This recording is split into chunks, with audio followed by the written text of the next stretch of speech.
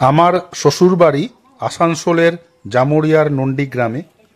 শ্বশুর মশাইও হঠাৎ করে চলে গেলেন, তাই আবার যেতেই হলো শ্বশুরবাড়ি।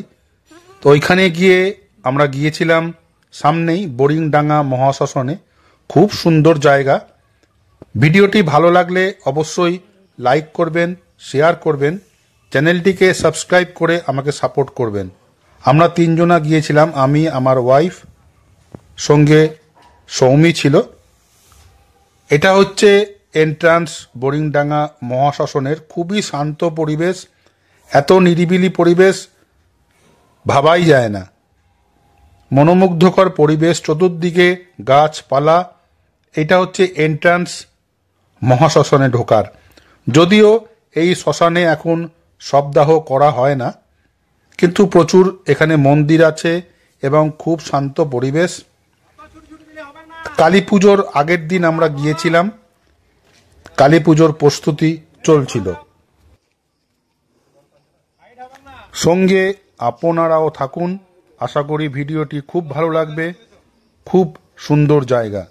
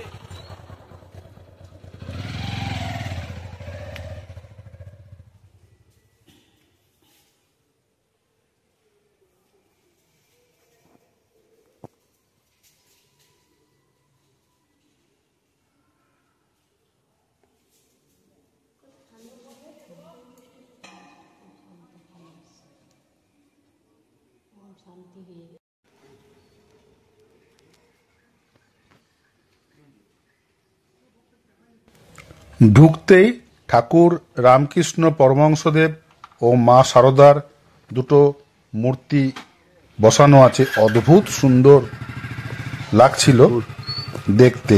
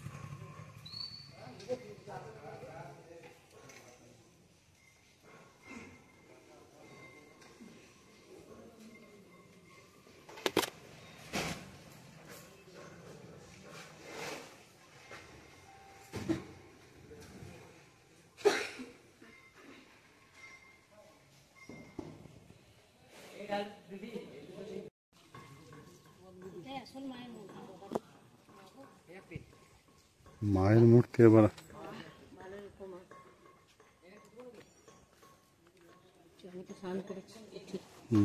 দক্ষিণা দিয়ে দাও।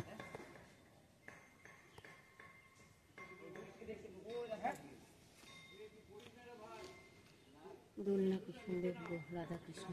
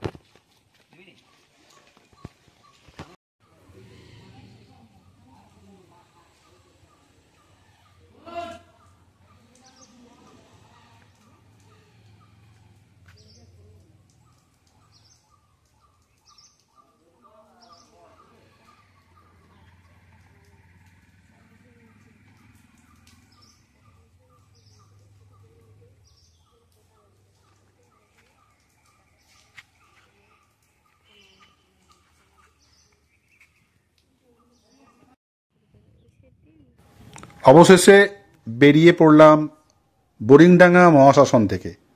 বেরোতেই কিছুটা গিয়েই জোড়াপুকুর, রুইতানি ও কাইতানি, খুব বিখ্যাত এই দুটি পুকুর এবং প্রচুর মাহাত্ম্য আছে এই দুটি পুকুরের, রুইতানি ও কাইতানি।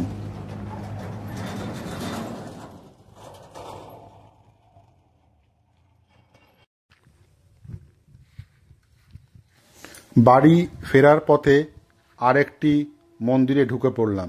যেহেতু আগেই বলেছি কাল কালী পুজো, প্রস্তুতি তুঙ্গে, এখানেও কালী পুজো হবে। এটা কালী মন্দির, খুবই বিখ্যাত এই কালী মন্দিরটি।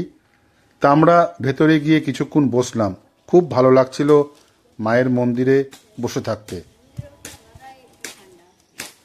আজ এই পর্যন্তই, দেখা হবে পরের ভিডিওতে।